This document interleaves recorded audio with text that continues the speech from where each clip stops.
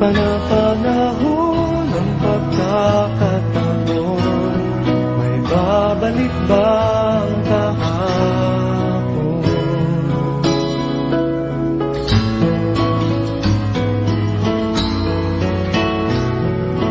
Natatandaan mo pa ba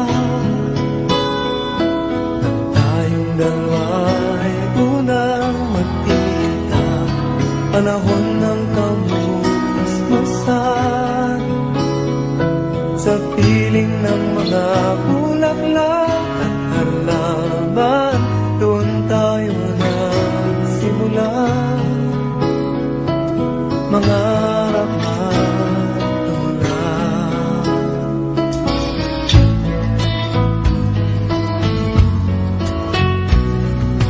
Natatandaan mo pa ba